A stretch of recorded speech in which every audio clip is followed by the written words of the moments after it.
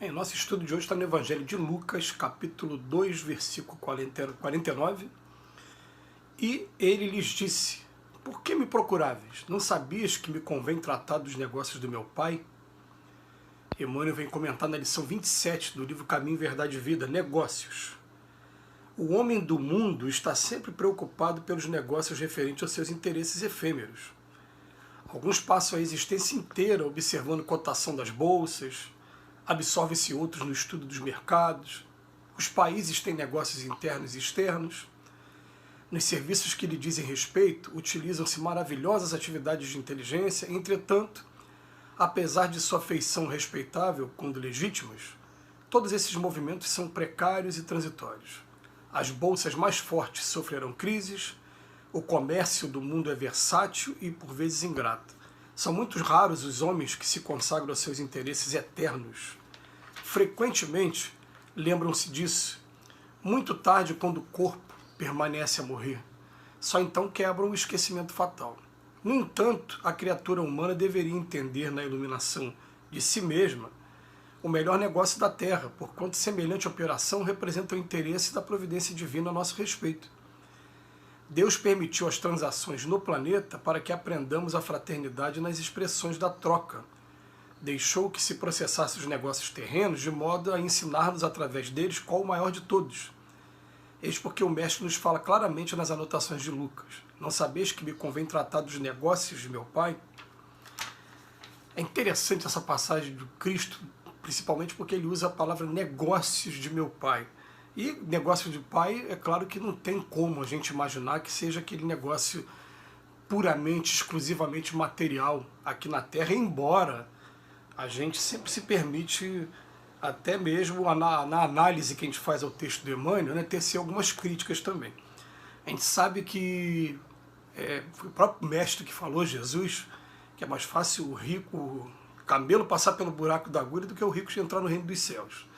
A gente sabe sim quais são as consequências e os perigos da fortuna, da prova da fortuna, da riqueza aqui na Terra. Mas a gente sabe também de companheiros que fogem a essa grande maioria, são exceção, mas que existem. Companheiros que empreendem seus negócios e aproveitam os frutos desse negócio para obras de benemerência, para obras sociais, para trabalhos maravilhosos. Eu conheço alguns companheiros que, por exemplo, onde vão fazer estudos, eles vão lá no lugar e deixam uma doação para casa. Eles estão sempre ajudando nesse sentido, e isso é interessante, isso é legal.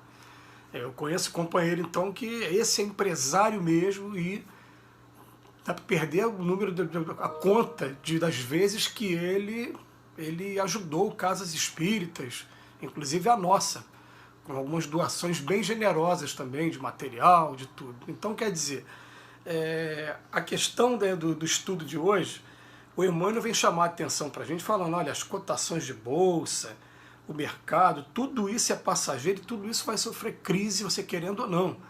Mas tem gente que realmente fica a vida inteira absorvido nessa coisa do mercado de ações, acompanhando como é que está a variação da bolsa, e procurando ver, né, quais são as cotações, desde as mais simples, aí, que é a poupança. A poupança já tem um bom tempo que ela deixou de ser um meio de investimento.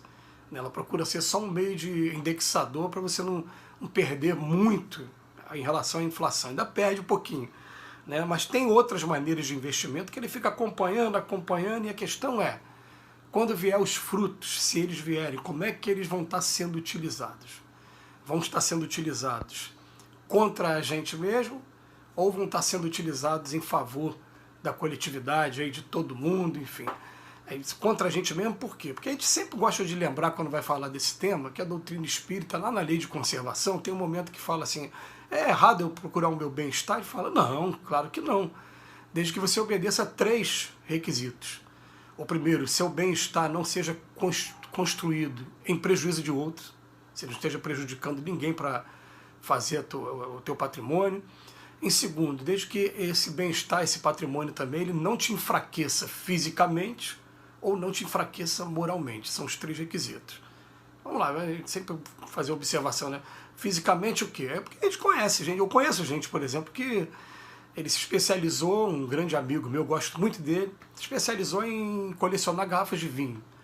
Então você chega na casa dele, ele vai ter safra de vinho de vários anos, de vários países, de vários lugares, tem uma vinícola enorme, né? E foi uma opção que ele teve agora, mas ele começa a tomar o vinho demais, e em exceção, o que acontece? Ele vai enfraquecer fisicamente, ele vai acabar com o fígado dele, vai acabar com a saúde dele. Então tem pessoas que, quando aparece a fortuna, ele se entrega à glutonaria, começa a comer bastante. Ele começa, ou então, usar substâncias que são ilegais, que acabam com a nossa saúde a muito curto prazo, que são essas drogas ilícitas. Enfim, tem pessoas que fazem isso. E quando fala moralmente porque, principalmente isso, a pessoa começa a se tornar muito ambiciosa, ou então muito sensualista, né? Quer namorar todo mundo, quer ter, enfim, isso costuma acontecer com as facilidades que a matéria vai dando pra gente. Aí ele vem falar pra gente, ó, são muito raros os homens que se consagram aos seus interesses eternos. E o que é o interesse eterno? Estou me modificando em alguma coisa? Estou me melhorando em alguma coisa? Em qualquer momento eu vou ser convidado a sair daqui. Estou apegado ao patrimônio que eu construí. Né? Então, vou começar a pensar nisso. Ele lembra disso muito tarde, quando o corpo permanece a morrer. Só então quebra um esquecimento fatal. Ele fala aqui pra gente. E esse parágrafo aqui é maravilhoso, um presente de Emmanuel pra gente.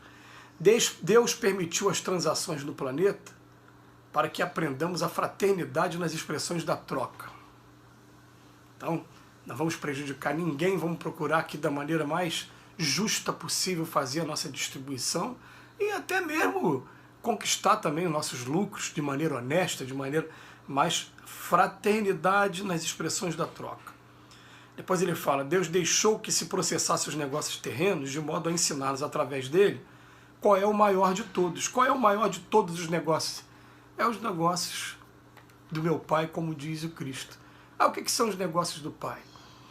Os negócios do Pai é promover o bem-estar, é promover o progresso de todos que estão aqui, porque ninguém veio aqui para a Terra para spa de férias. Veio todo mundo para trabalhar, veio todo mundo para estudar, veio todo mundo para ter consciência do que nós somos realmente, espírito imortal que somos, e sabe que daqui a pouco esse corpo fica e a gente vai embora levando só o que a gente aprendeu e o que a gente fez de diferença na vida das pessoas.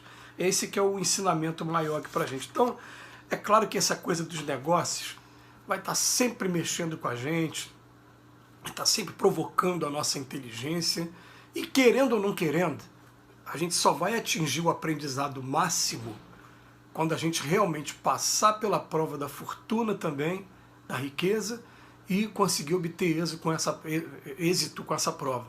A gente pegar aí o livro Céu e Inferno, por exemplo, você vai lá ver o exemplo de Condessa Paula, né, que ela, na posição dela social que ela teve, ela conseguiu fazer a diferença na vida de muitas pessoas e está lá entre os espíritos felizes. A gente sabe que a grande maioria de nós não está preparado para ter um patrimônio muito avantajado. Eu mesmo, me confesso aqui, não está muito preparado para isso. A gente fica naquela, o sonho de acertar numa Mega Sena, de acertar no... Meu Deus, com aquilo tudo de dinheiro na mão, o que você faria, né? Como é que seria a sua vida ali? Eu lembro até da sinceridade de um amigo meu que dava o curso do Livro dos Espíritos comigo e falou, olha, com toda a doutrina espírita, eu não sei o que eu faria, eu provavelmente daria uma sumida durante um bom tempo para fazer algumas coisas que eu tenho vontade de fazer e nunca fiz porque não tive condição de fazer, mas ia viajar, ia fazer algumas coisas.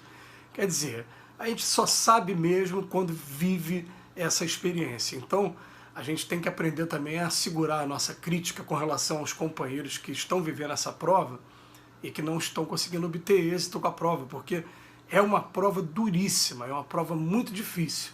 Mas o dia que a gente aprender, né, a tratar dos negócios de meu pai, olhar para um Chico Xavier, por exemplo, e ver que ele poderia ser milionário com o que ele arrecadou dos livros dele, mas os livros dele foram todos para obras assistenciais, em cartório, ele não ficou com um centavo, ele dizia, eu não tenho direito a nada desses livros, porque os livros não são meus, são dos espíritos que os ditam. Ou então até o próprio Cristo mesmo, que chegou a mostrar para a gente na multiplicação dos pães, como a gente viu na lição recente aqui, né? Ele a gente consegue sim tratar dos negócios do meu pai usando os negócios do mundo. Que Jesus nos abençoe hoje e sempre.